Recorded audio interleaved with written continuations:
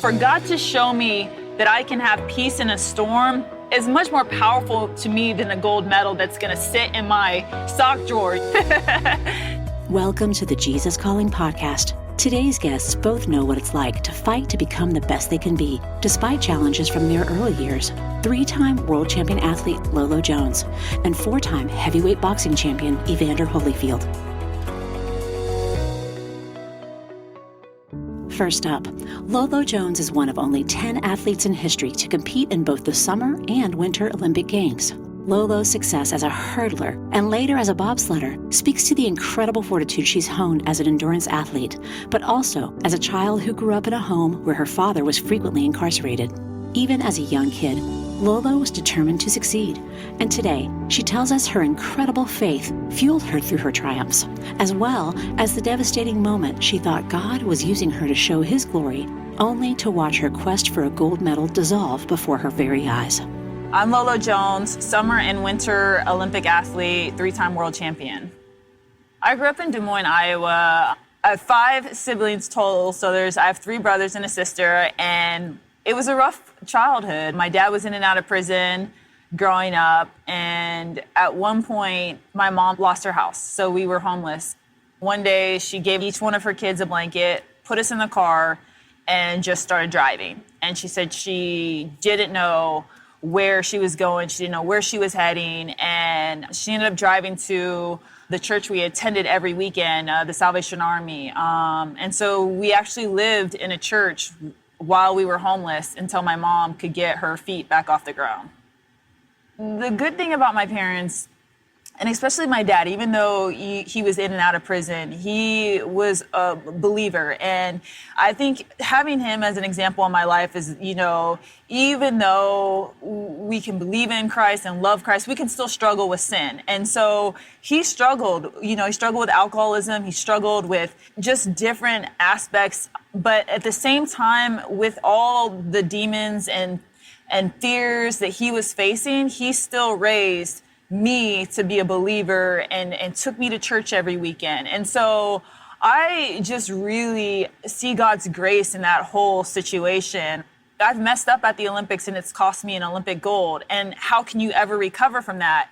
And I look at my dad and see all the mistakes he's made, and still yet good came from it. And I can really see the Bible verse that says all things work together for His good and glory. I definitely think that my hardships were molding me for the life that I would have to go through later. I mean, there were times where I was embarrassed if there was a school dance and I knew my mom didn't have enough money to buy me a dress, so I just wouldn't go to the school dance. And then some other parents found out and offered to get me a secondhand dress. Or, my first pair of running shoes were donated from somebody's car. Like they had an extra pair of running shoes in the trunk of their car. So my first pair of running shoes were, hand-me-downs. And so I think that that's always what's kept me just going. And even when you're a runner, sometimes, your hardest workouts, and it's breaking you down. You're like, how am I gonna get through this? I mean, your body is failing on you. You feel all the pain accumulating in your legs, your lungs are burning, but somehow you manage to get through. You manage to finish by just enough. And once you cross that finish line, you are so strong and you just come alive. And I think that that's what God was doing to me and my family in those moments by just allowing just enough, is to really rely on Him and His provision. I started the Hurdles of Hope Foundation to help single moms and families that have incarcerated parents, because that's the environment I grew up in. And I looked back and I thought about all the shoes that were donated to me, all of the Christmas presents and Thanksgiving meals that were provided to my family because we couldn't afford food or groceries. I started the foundation because it's such a hard thing to talk about. It's such a hard thing for kids to go through. And the stat of if a kid has a parent that's incarcerated, it tremendously increases their chance that one point in their life they will as well be incarcerated. So I wanted to break that chain. I wanted to break that cycle. I found an outlet through sports, and not necessarily wanting other kids, but just helping them to whatever outlet they need to have a stable environment while they go through that situation. I don't know specifically how I became a runner. I just know that we never had a car growing up. Like, we'd have a car for a season and it would break down and then we wouldn't have a car. And so my main mode of transportation was walking to school. And I just found out that to get there quicker and to sleep in a little bit more, you could run. And then when my dad was actually out of prison, there would be moments where we would have to go to the grocery store, and he would take me to the grocery store and we'd run to the grocery store. He'd be carrying the grocery bags, and then I would be running next to him, and he would be walking me through like how to control my breathing and how to just keep running faster. And so for me, I don't have many childhood moments with my dad because he was in and out of prison, but those were some of them.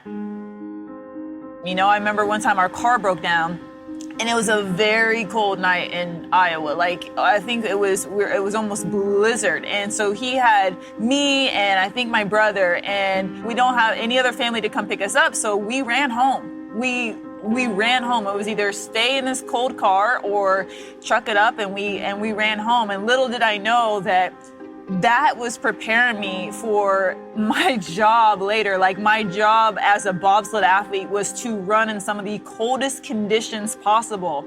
And who knew that, me as a kid, the car breaking down, it's freezing cold. And I remember my dad telling me how to run so I could keep the body heat up. And that would all translate to, me being a Winter Olympic athlete. Just having to adapt to different environments, and all these little kind of nuggets that were my childhood that most people consider a rough childhood were actually little seeds that helped me throughout my career later on. And so I think that encourages me and gives me faith nowadays when I go through trials and tribulations, and is being able to look on those things. And, it didn't make sense when I was a kid. It didn't make sense why we could never afford a working car, or, why all the other kids had their parents on school day. And, my mom was working 2 jobs, so she could never attend track meets. It never made sense at the time. But years later, a lot of the things came together that I know my childhood strengthened me for a time to stand on the world stage and compete.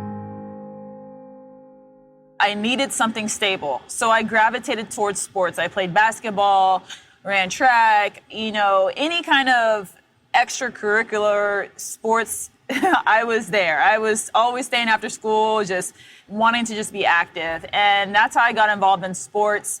I got involved with track and field, or the hurdles, because I was doing everything in track and field, every event, long jump, the mile, high jump, 4x4, everything. And then the coach approached me one day and she said, they needed a hurdler. And she said, all the other girls are afraid that they'll fall.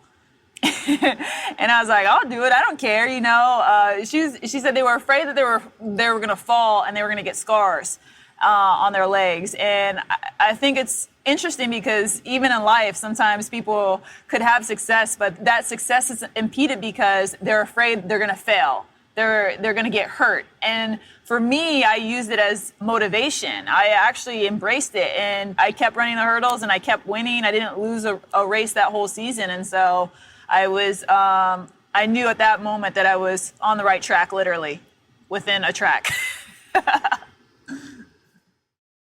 I knew that if I kept running on the pace I could get a scholarship, and I could be one of the first ones in my family to go to college, graduate, and break the cycle of poverty. I decided to go to LSU because at the time it was a powerhouse in track and field. It had won 13 national titles. And my original goals with LSU were obviously to be successful, but I was just thrilled to have a scholarship, and I was determined to keep that scholarship. Nothing's guaranteed when you're an athlete. And I knew that if my scholarship was reduced in any way, I had no way to afford to go to college. So I just worked so diligently every day so that I would be able to keep my scholarship and represent LSU in the best way, that I guess focusing on that actually helped easily transitioned me into, oh my gosh, I could maybe possibly be an Olympic athlete. I had a very successful college career. I was 11-time All-American. I'd won an NCAA title. So I was one of the top collegiate hurdlers. I went to my first Olympic trials, and that's where my world was completely shaken up. I mean, I was competing now against the pros, and I didn't even make the final. I wasn't even the top 8 in the US. I mean, you talk about you go from the top in college and then just being squashed like a bug. That's essentially what happened. So I remember my first year, I was getting 5th through 7th in all of the professional races. Then my second year pro, I was getting 3rd through 5th. And then I started getting top 3. And then the year of the 2008 Olympic trials, I went into the Olympic trials, and not only did I win and made my first Olympic team, I was the fastest hurdler in the world. So I went from 4 years ago, coming out of college, not even being good enough to be in the finals at the Olympic trials, to making my first Olympic team and being the best in the world. I go to my first games, and I mean, I stayed focused. I ran the first 2 rounds. I kept getting faster. The semifinals, I ran the fastest time ever in my life. And so I head into the finals. The whole world is watching. And people are saying, she's running so fast, she could break the Olympic record. She's a shoo-in to win this medal. I zoned it all out. I wanted to focus on being in the moment. And I remember the race sets off, hurdle 3, 4, and 5, I'm crushing it. I knew I was in the lead. And then out of nowhere, I hit the 9th hurdle. And in that moment, I knew I had lost the Olympic gold medal, but I figured I could still come away and squeak a bronze out or a silver. And then I cross the finish line, and I look up at the scoreboard, and I see my name, and it says 7th. And I was just absolutely devastated. And so I collapsed to the track, and I just remember God whispering to me, but you're here. But you're here. 4 years ago, you were crying because you were sitting at home watching the Olympics on TV, and now you're here. And after that moment, I went back to the Olympic Village, and I went into my dorm room, and I did praise and worship. And I was so grateful. My heart flooded with joy, and it just taught me so many different things, you know, how we can continue to have promotions, and then the moment we get promoted, then we're already looking to our next promotion and not being grateful for the new level God has given us. And then it also taught me how to praise in the midst of my heartbreak, and that God could give me peace, joy, and clarity to hold me through those moments. So it was just that night after I lost the Olympic gold was my most peaceful night. You know, that was the hardest hurtful race in my life. But that night, I had so much peace. You know, like looking back, if I go through hardships and I know, okay, this really, really hurt me. This is frustrating. I wanted this so bad, and it was ripped away. Instead of be like, how could you, God? It's like, oh, you know what, God? Give me your peace. Fill me up. Give me your joy right now in this moment, because I'm hurting and I need you to help me through this difficult time. The next Olympics, which were the London Olympics, I had spine surgery the year before, which almost ended my career. And I was able to come back from that, but I was running terribly. I was losing every race. And that's when, you know, everybody's like, there's no way she'll make this Olympic team at all. And I'm like, but God. Looking back on that, I like having that moment, because it knows that even when I do have my doubts and fears and I let them overtake me, that God can still use me. And that's exactly what he did, because I should not have made that team. And when I made that team, so many people were encouraged because I had the lowest odds to make that team. I mean, I think it's funny because sometimes we fight as Christians, our humans, we fight being in weak spots. We want to be powerful. We want to be the top position. But sometimes God can use us more when we're injured, when we're not the best candidate, when we're the weaker candidate, when we don't have all of our things together. And then people can see a true transformation. They can see really how God was able to come through it. And so I head off to the London Olympics, and I get through the rounds, and I'm in the final. I'm the last person that makes the final, and I ran a great race. So when I crossed the line and I looked up at that scoreboard, and I saw my name at 4th, one spot shy of a medal, it was a different kind of pain. This time I got bitter. This time I was like, what? I mean, sometimes I think as Christians, we try to predict how God's going to use us. And when he doesn't use us in that manner, we become hurt. For a month after, I just shut down. I went back to my house and I did not leave my house. I pretty much just watched TV. And then that's when I felt like I wanted to be an athlete, but I just didn't know how. And so that's when I remembered who hasn't seen this movie, Cool Runnings? I mean, I grew up on this movie. It's a classic, I guess because I was watching so much TV. And then that's when I was like, you know what? I'm gonna go to bobsled. There's no one's gonna expect me or put any pressure on me to make this Olympic team because it's not my sport. I wanted to go out there and just see if I enjoyed being an athlete again. And that's what led me to be on the path to make my 3rd Olympic team. I love Jesus Calling. It's a great podcast. It's a great app. And why I like Jesus Calling is because it's got me through some of my hardest seasons in life where I started to lose faith. And one thing I've never lost faith on in God is he is an amazing provider. So I'm reading July 14th. Keep walking with me along the path I have chosen for you. Your desire to live close to me is a delight to my heart. I could instantly grant you the spiritual riches you desire, but that is not my way for you. Together, we will forge a pathway up the high mountain. The journey is arduous at times, and you are weak. Someday you will dance light-footed on the high peaks, but for now, your walk is often plodding and heavy. All I require of you is to take the next step, clinging to my hand for strength and direction. Though the path is difficult and the scenery dull at the moment, there are sparkling surprises just around the bend. Stay on the path I have selected for you. It is truly the path of life.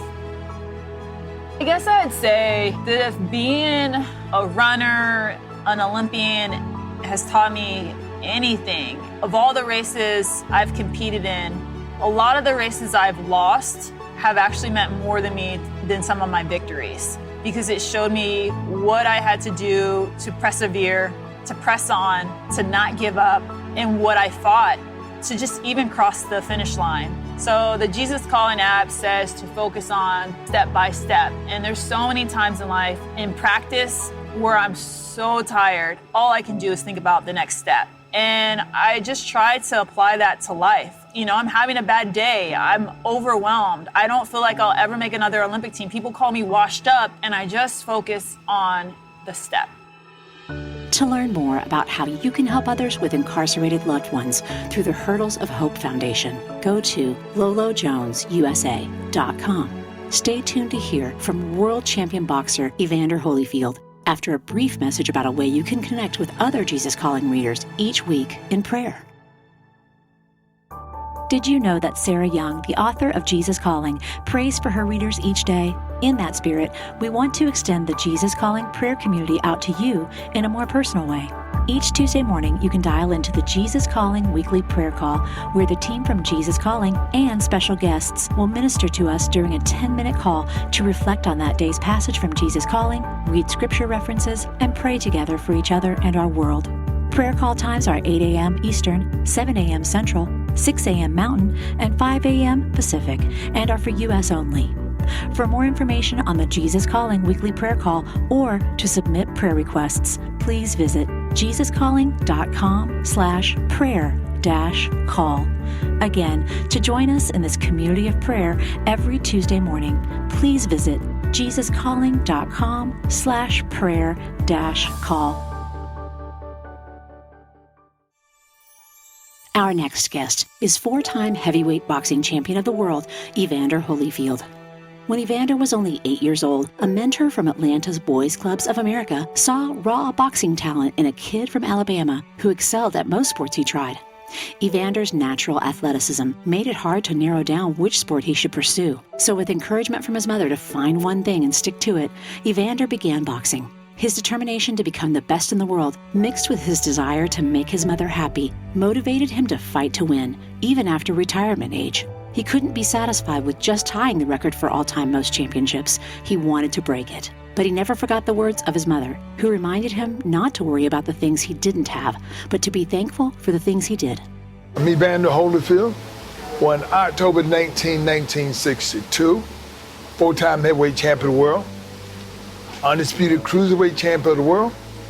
I'm one of the best fighters in the world. I was born in Alabama, and so we moved to Atlanta from Alabama when I was 4 years old.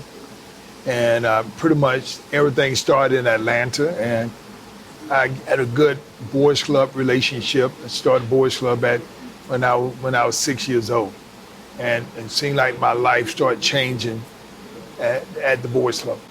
As a kid, I was told that I was going to be great. I'm telling you, I was practically all my life as a kid. People looked at me and people always said great things. Oh, this kid here, and I got in more trouble than everybody as a kid. I just got all these whooping. But I always believe in Christ. But I guess the most important thing, I wanted to help my mom. I love my mom, and with a capital L, it was just like, I love my mama, and I wanted things to work, and I wanted to do everything that was necessary, I thought could make her happy. And making her happy was for me to go to church and do the right thing. And so I became who I am because I really wanted to please my mama. My mom was so disappointed so much her whole life, and I wanted to be that joy. I wanted to be the best. I wanted to be the best in something. As a kid, I was very athletic. I did a lot of things well. And my mama started telling me, she said, son, you ain't got enough time to be great in everything. You got to find one thing and stick to it. Everything came down to football and boxing. Of course, I like football better because I like people. It's easy to do it because of the fact that you're competing with somebody. But in boxing, when you practice, you ain't doing nothing competing by yourself. And so I wanted to play football more so than I wanted to box. But I got in boxing because the fact of the matter, I lied to the coach. Because he told me I had to be on the boxing team. So I told him I want to be on the boxing team where I can hit the speed bag. So once I hit the speed bag, he said I could be the heavyweight champion of the world. He said, do you know you could be like Muhammad Ali? I said, I'm only 8 years old. He said, you won't always be 8. And I believe him because next week I was going to be 9. So he asked me, what do you think being like Muhammad Ali? And I looked at him and I said, well, I got to ask my mama. And he looked at me and he said, oh, you got a good mom. And so he said, then you go home and ask that good mom and see what that good mom had to say. So I went and asked my mom. I said, Mom, this white man at the boys club said I could be like Muhammad Ali. My mom said, what? I said, Mama, he said I could be like Muhammad Ali. So my mom said, do you know what they're going to do to you? And I'm like, no, they're going to hit you. I started laughing because I get hit all the time. I get all these whooping, I get hit all the time. So my mom said, well, you can't hit them back, because I couldn't hit my brothers and sisters back. And so that's how I started. Somebody saying I could be great like Muhammad Ali. But, it was a secret that I wasn't going to tell nobody because I knew people were going to say, you ain't going to be nothing. At 9 years old, I had my first bout. I won. I brought a trophy home. And my mama put that on the thing on the top. Everybody that came in, they asked, Miss Holyfield, who is the fighter? She said, that little one right there. And everybody said, he lived. But my mama said, but he can sure fight. Oh, I found a way that I can make my mom happy. First time my mother went to see me fight was in an Olympic trial. And I had to beg her to go. She didn't want to go. I said, come on, Mom, you got to go. And so she came, and I lost. I got to fight the guy again. So she didn't come to the fight, and I beat it. So she didn't come to the first time I fought, she didn't come. And the second time I fought, she didn't come. The third fight, she didn't come. I said, Mom, when you gonna come to the fight? Did I come to the fight? She comes to the fight, I get disqualified. So my mama started telling me, she said, son, I don't think I'm good luck for you. I said, Mom, we can't believe that way. And so, of course, I turned pro. So my mama don't come to none of the pro bouts. So all of a sudden, when it comes to the heavyweight fight, I said, Mom, I said, do you remember when that man told me I could be the heavyweight champion of the world? I was 8 years old. I said, Mama, it's been 20 years. So I'll be 28. And so I told my mama, you got to come. So my mama said, she decided she'll come. So she come up the night before the fight. So in the morning, I wake up and my phone rings. And it's my mom. She said, son, can I come up and see you? I said, what's wrong, Mama? She said, I got to talk to you about something. I said, what? She said, son, do you not know that? She said, I can't stand to see nobody hit you. She said, son, have anybody ever hit you in front of me? I said, no. She said, see, in the fights, I can't stand for nobody. Son, it make me want to come and help you. And she said, son, do you mind if I just stay in the room and just pray for you? I said, no problem. She said, but don't you have an after party after thing? I said, well, yeah. She said, well, I'm going to pray for you, but say the first dance for me. I said, okay. I knocked the guy out in the third round, and my mama come to the after party, and she go, and everybody said, oh, man, your mama can dance. So she ain't go no more fights. She only watched the fight on TV and have a heart attack even watching the TV. She had a hard time seeing me get hit. Once I became the heavyweight champion of the world, it got harder. I didn't just fought just to be the heavyweight champion. I wanted to be the best. And so the first person I lost against this guy over there named Reddick Bowe. And so my mom, she didn't want me to fight no more after I lost. Because my mama said, son, you made a lot of money, but it wasn't the money. I wanted to be the very best. And so I fought him again and I beat him. I become the two-time heavyweight champion of the world. And all of a sudden, I lose against a guy named Michael Moore. And then I go back and I realize I can't quit now. I lost. You got to end up with a win. So I go in and so it took all this while, so I had to fight Mike Tyson. Finally get an opportunity to fight Mike Tyson in 1996. I win. 3-time heavyweight champion of the world, just like Muhammad Ali.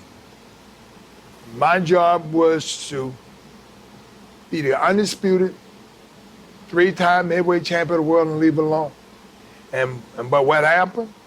I end up fighting Lennox Lewis. And they called it a draw one time. And the second time, they gave it to him because they knew that I was going to retire. But because I lost against Lennox Lewis, I'm not retiring.